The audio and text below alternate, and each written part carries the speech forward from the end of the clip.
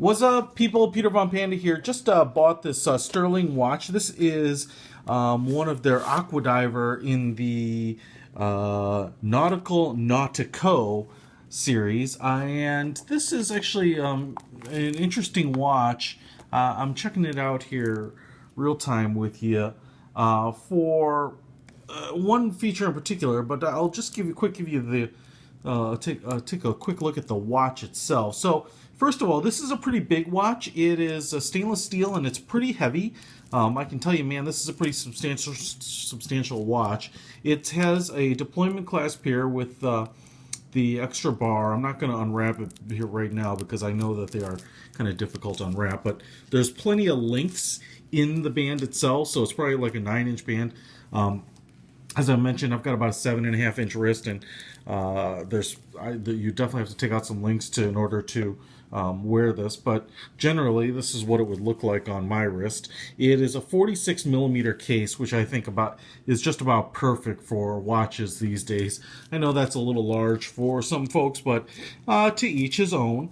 The thing you'll be able to tell is that it's a black PVD case and coating across pretty much the whole thing. So the band, the case, the bezel, all of that is pretty dark. The bezel itself does not move, unlike a lot of divers' watches. This one, if you're looking for it via number, it's 287.33591.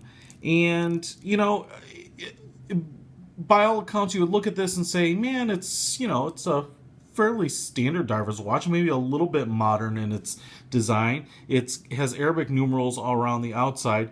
The minutes are also numbered. And then it's interesting because it has Roman numerals here at the noon and the 8 o'clock position. It has the date feature right here in the that little window, which you can see. So that's where you'd be able to tell the date. It would tell you the day in this lower subdial here. You have seconds up here, and then you have a little indicator for which setting you're on, alarm, turn the alarm on or off. And then you also have this red hand is a GMT hand, so you actually have, as far as I can tell, a second time zone, which is actually pretty unique. Now, what makes this unique and what I wanted to throw out here, which is a little bit different, is that this is an automatic, it is not an automatic movement, it is a quartz movement, but yet it has a power reserve indicator right here under the Stuhrling. So that is almost, I've never seen that on a quartz watch before. You can tell there it's kind of yellow reddish. And so the hand is on empty, and I guess that is how you determine that it is empty. As you know, on automatic watches, power reserve indicators are not ubiquitous, but they are very helpful because a lot of automatic watches will only hold power for a day. Usually most are in the 3-day range. Some are on the outside at 7 or 10-day range. So having an idea of how much power there is before you have to wind it is really useful. On a quartz watch, I actually don't know how they're doing it, other than maybe they're looking at voltage and saying, hey, there's no voltage left, the power reserve is low, or simply you put it in a new battery and it just resets a timer for a year or something, and it just does like a 365-day countdown. Like I said, I don't know, and because this one says empty and it doesn't appear to be, the seconds don't appear to be rotating no matter what I do, I have to assume this is it's completely dead, which just shows maybe how long it was been sitting in a case before I bought it. So I would assume this would start and stop the stopwatch, and then the reset down here. It has a little bit of the fluted crown. It is not a screwed down crown. Skeletonized hands, which are blue. The interesting thing about this watch is there are a lot of colors in the face itself. So, and thought I was getting a little movement, maybe eking out a little power, but it's not. So skeletonized blue hands, hour, minute hands, loom on those and presumably on the hour markers.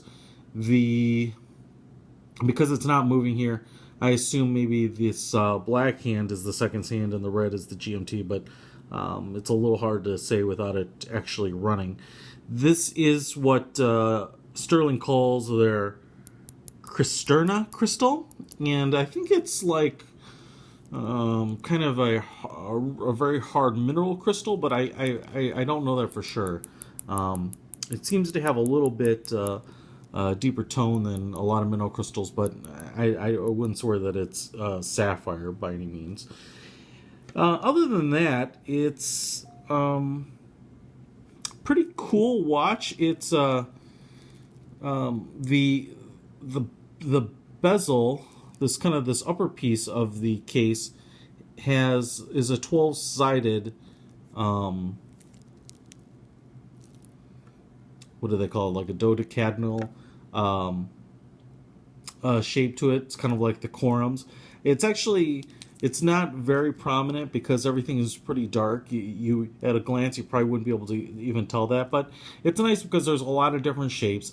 The red here on this pusher is kind of nice, and you've got the red GMT hand, and then you've got this little graduated rainbow color here in the power reserve indicator. To be honest, I probably would pick colors that are a little bit closer together, a little more complementary. It's kind of particularly this yellow to red area here is probably not my favorite. It gives it just a little bit too much of a cartoony color. If you didn't have that and you had all the other colors, I probably wouldn't care. That's the only one that really bothers me, but it's pretty subtle, and if you were wearing this watch, again, it's pretty beefy. Like I said, I don't know how heavy it is, but it's very substantial in terms of weight, particularly given that this is a quartz movement and there isn't this big, huge automatic movement and cam and everything else in there. The case back is a screw-in case back, but it doesn't have, so it's not, or a screw down, it doesn't have screws holding it in place. And it looks like it's sandblasted with the information on the back there too. So pretty cool watch. I think these watches are typically about $150, so you get a lot of watch from Stuhrling for the money. We've taken a look at some of them, but they're not that expensive. A lot of style, but the nice thing is here there a bit of a step up from, or a fairly good step up from the U.S. Polo Association watches, which I've looked at a lot in the recent past here in terms of quality and durability. So overall, cool watch. The Nautica men's diver watch, 287-33591. Check it out. Panda out.